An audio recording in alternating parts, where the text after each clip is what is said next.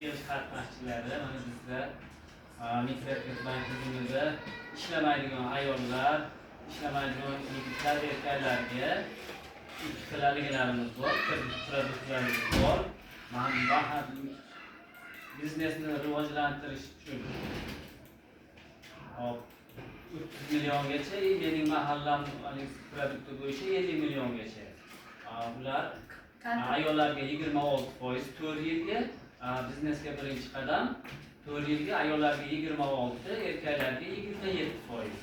Mana shu haligida ishsizlarni kamaytirish, ya'ni ishsizlarni halidan chiqarish.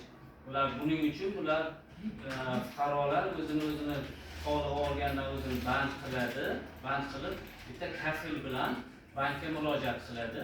Kreditlar agar o'sha haligi to'g'ri kelsa, ko'rsatishlari bir kunda qo'llaringga plastik orqali tushirib ishlatib yurishlari mumkin.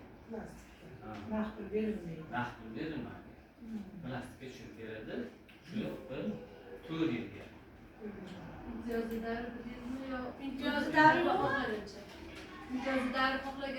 Imtiyozlar davri yo'q bunda. Ular to'lash, narigi oydan to'lash boshladi.